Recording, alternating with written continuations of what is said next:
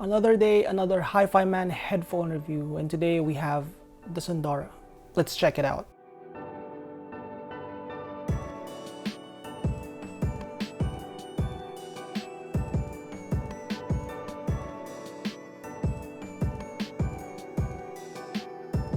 The Sundara is a mid-fi or mid-level offering from Hifiman, retailing for $349. Initially, it was more expensive at $499, and the price went down, I think, a couple of years ago, and so price decrease is quite substantial. This is an open-back, full-size planar magnetic headphone, pretty much like most of their headphones, and it's got this circular design that I think is the Generation 2 or Generation 3 type of design, with the suspension strap and limited swivel. It does swivel vertically like this, although it's a little stiff, but it doesn't have any sideways movement. It is available at hifiman.com for $350. And here in the Philippines, you can get it from Egghead at around 17,400, which is a competitive price if you factor in the conversion and the import tax. The Sundara comes in what I would now call as a standard Hifiman box, and specifically the box is similar to the Aria, at least the V2 model that I reviewed. In a typical Hifiman sense, there's barely any accessorization. You get a short cable and a 1/4 inch adapter, and that's about it. In the 400 SE, I did say that it's really hard to complain for the price, but I think for this one at $350, I would have liked to see either an extra cable or a hard-sided case. Onto the build, the size is the same with the 400 SE or most of their circular headphones. I always call the Hifiman circular headphones as a full-size headphone, but not as obnoxiously big as other full-size headphones. It's a nice looking headphone, mostly coated in black with some white trimmings with the Hifiman logo and some specific areas. The overall construction of the Sundara is quite robust, with mostly metal in the build of the headphone. It's got that nice solid heft and feel to it despite being light at under 400 grams. I would say though that despite being made of metal, the overall ergonomics is a little on the coarse or gritty side. So a lot of the moving parts here are quite stiff. The edges are a little sharp, obviously not sharp enough to cut yourself, but comparing it to, for example, the 660S, which is an all plastic headphone, or the LCD2 or the Focal Clear, those are also built with some metal parts. I feel that the Sundara has a more unrefined finish on this headphone. Now, Hifiman has been proactive in trying to improve how their headphone is built, and as I mentioned, this is the older generation design with the with the suspension strap and things like that. And the more recent 400 SE, which I reviewed recently, has a much more smooth kind of construction despite being made with plastic. And the Sundara is an older headphone, so I imagine that maybe when they upgrade this headphone or when they create a new model based out of this headphone, the design and the overall construction will improve. Other than that minor quibble, I really have no other issues with how this headphone feels in the hand or feels on the head and how it's built. It utilizes that same pads as with the 400 SE, which is the Pali pads with the synthetic leather and the velour on top. Although comparing to, I feel like the one on 400 SE is a little fuzzier, and the synthetic material there is not as soft and as luxurious as the one on the Sundara. Double-sided cables, 3.5mm on both sides. I think that the cable quality, the texture of the cable is similar to the 400 SE, which is slightly stiff, but not as annoying as, for example, the Focal Clear. It is a short cable, but I think it's perfect for desktop use. This is where I feel an additional longer cable would have been great. The one minor difference in the cable is that the Sundara has this nice adapter towards the end of the connector, and this insulator part here is quite premium in feel and in how it looks. So that's a nice touch right there by Hifiman. Despite not having any sideways movement, I didn't really have any comfort issues with the Sundara.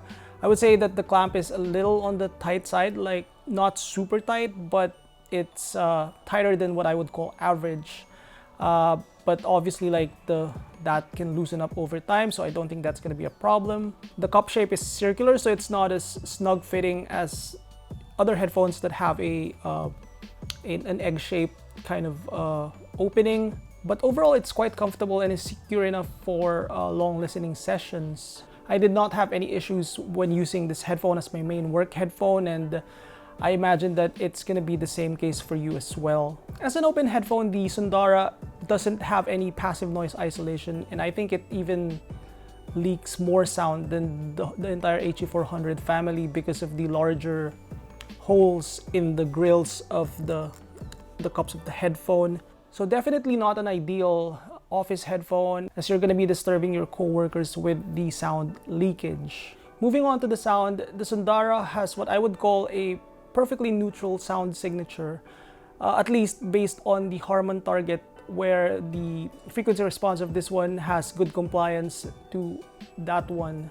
It's got good sub-bass extension that is generally flat and slopes downwards around 60-50 Hertz.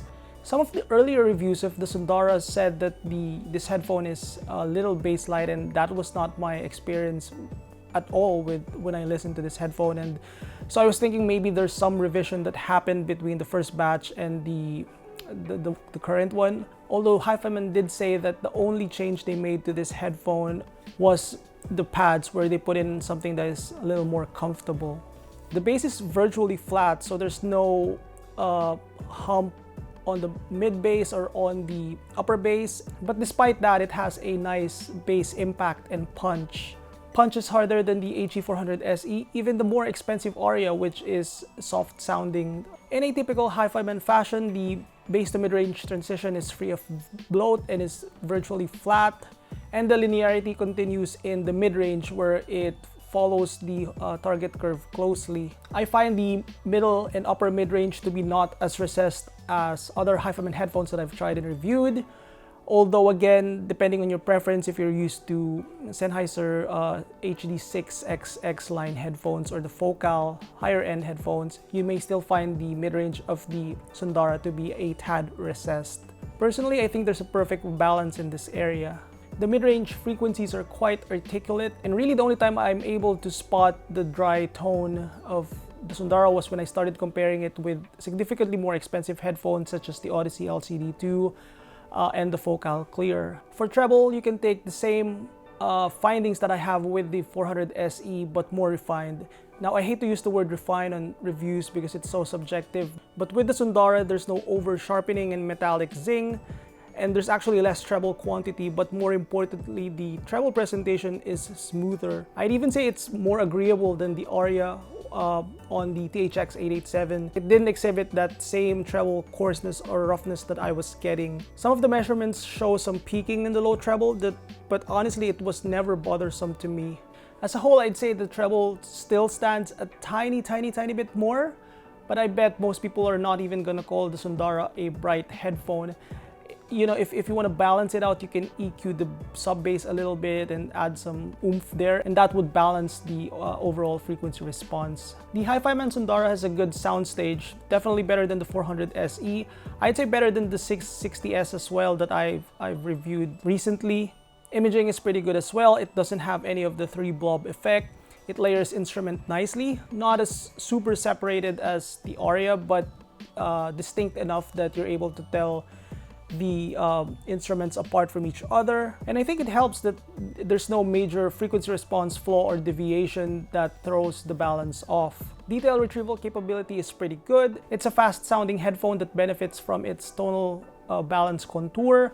I'd say it's the opposite of the 660S in this regard, where the 660S is as good or as detailed as the Sundara, but because of the contour, the 660S is perceived as a slower sounding, although that's not necessarily the case. To my ears and to my setup, I'd say that it's actually quite close to the LCD2 and Focal Clear in terms of detail retrieval capability. But maybe those more expensive headphones scale better with higher end equipment. Dynamics is pretty decent. It punches quite a bit on all frequency, as mentioned, lively and aggressive sounding.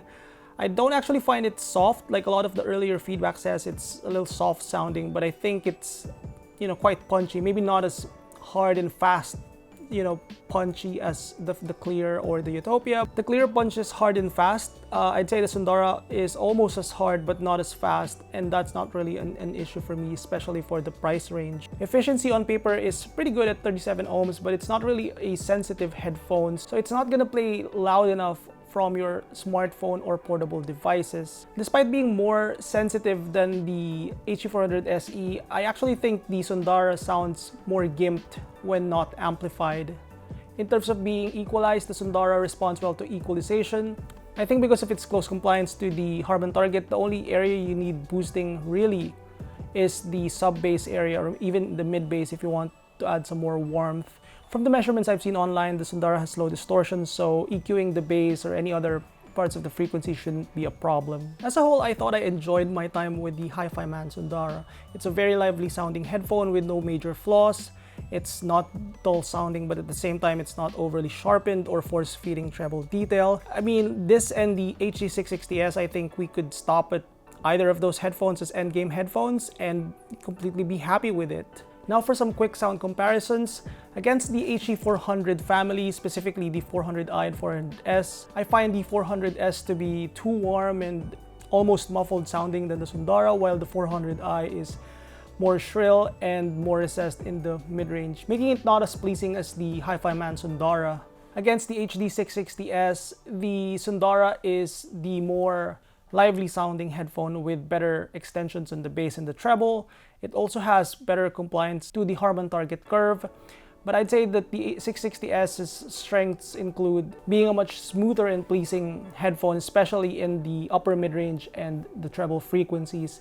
It's been the Sennheiser HD6 line's strength, so I think it's really hard to beat that, especially for the price, which makes the 660S a better headphone for enjoyability and a relaxed listening session. Now moving up to significantly more expensive headphones, starting with the Focal Clear. I thought there are more similarities than I imagined, but the Clear has warmer and more forward vocals, more dynamic and punchy, and because of that dynamism, it's better for lower volume listening. I'm splitting hairs here, but I think the Clear also has a slightly smoother and lesser treble quantity than the Sundara. But to Sundara's credit, it has a slightly bigger stage with more distinct layering.